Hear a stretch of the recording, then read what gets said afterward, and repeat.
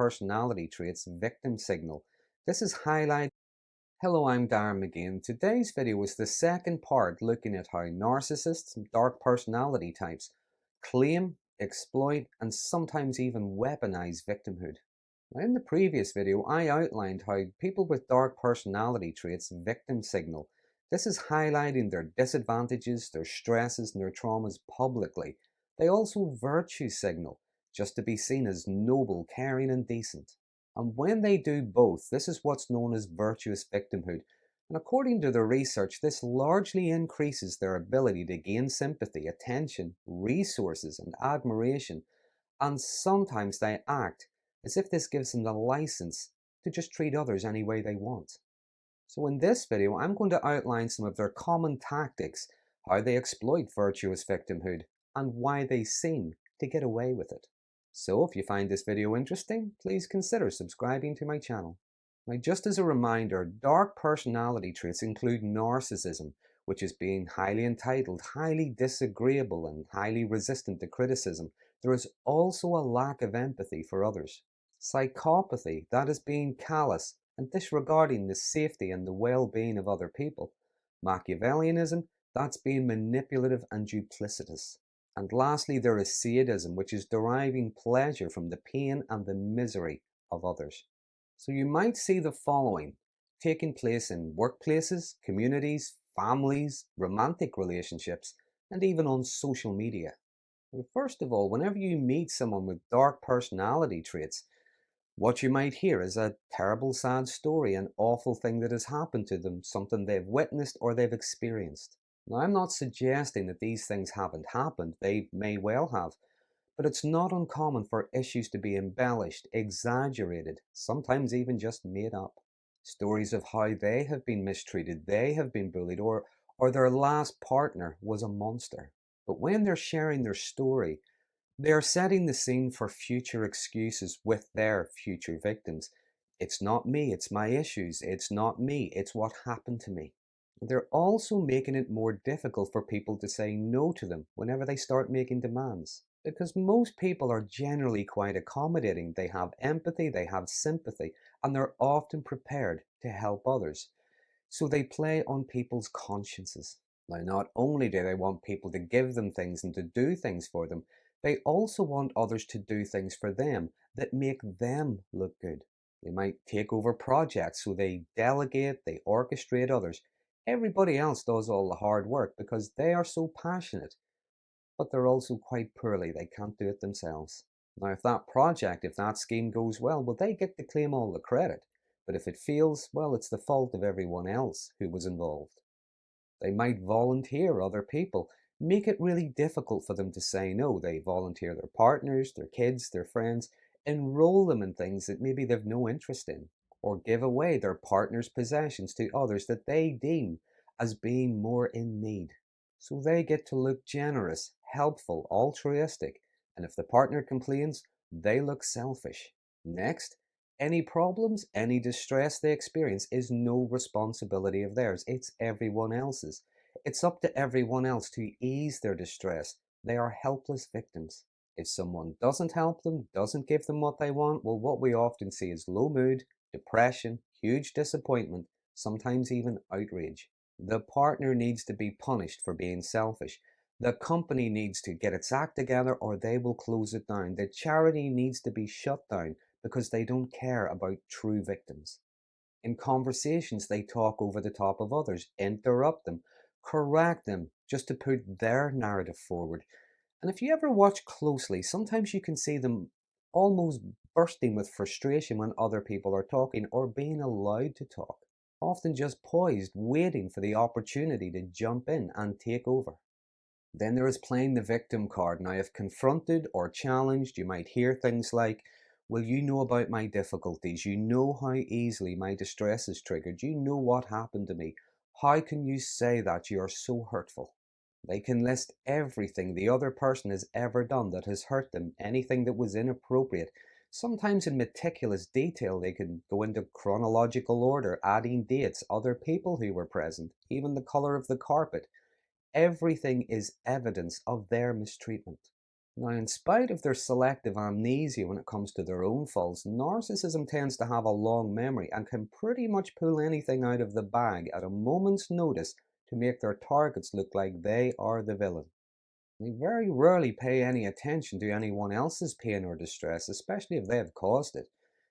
Now, there are times when they do pay attention to other people's distress, but only if they are exploiting it to gain virtue points. Next, there is getting involved in what they believe to be a good cause. Whatever it is makes them look moral. Now, that could be a campaign of some kind, something online, something within the community or the workplace. They are fighting for what is right. They are trying to help those who are less advantaged. And being seen as caring and altruistic can lead their victims to think that they won't be believed if they were to come forward. As dark personality types tend to have both a public and a private face. In public, they are wonderful, they are virtuous, they are helpful. In private, it's only really those closest to them that get to see their toxic side.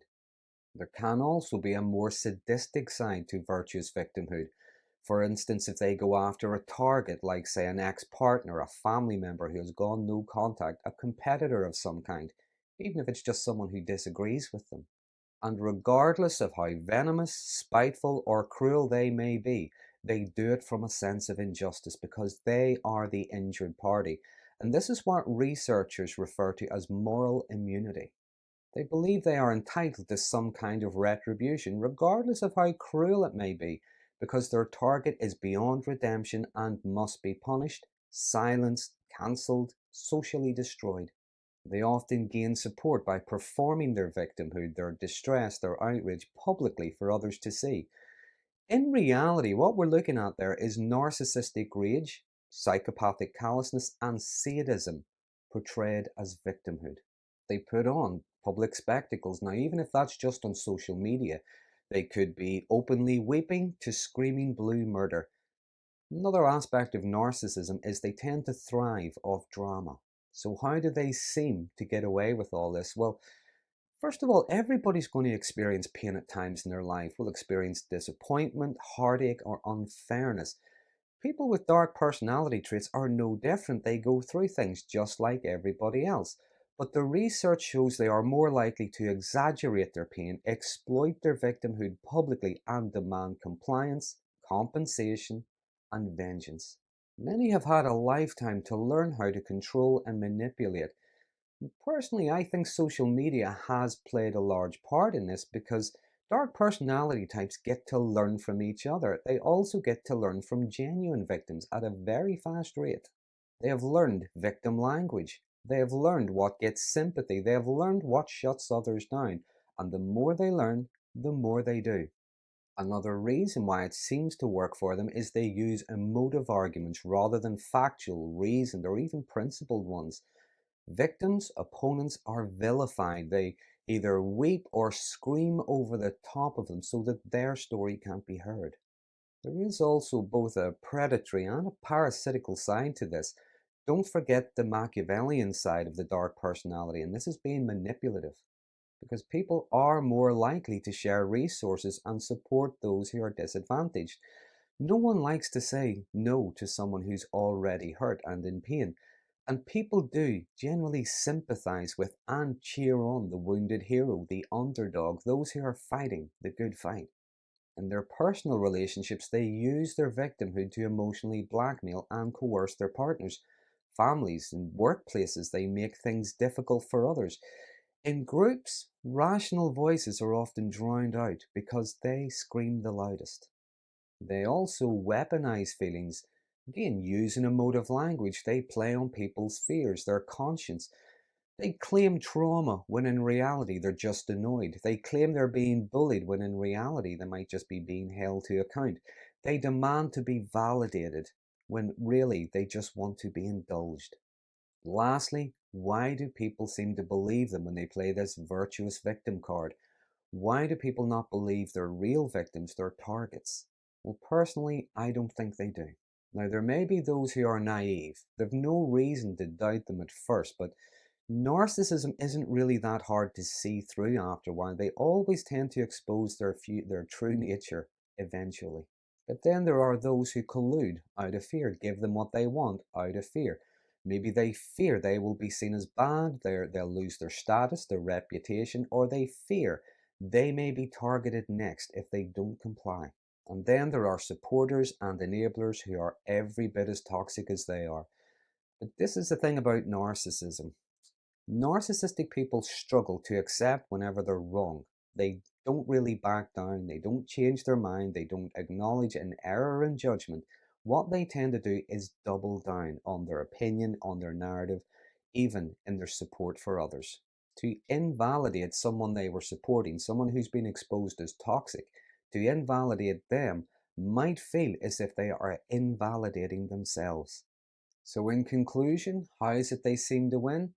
I really don't think they do. I think they get away with it, and that's not quite the same thing because they can't get away with it forever. Now, if you want, you can check out my video on what happens when narcissistic people grow older, or you can have a look at my video on the narcissistic collapse. That'll give you an idea of what I'm talking about.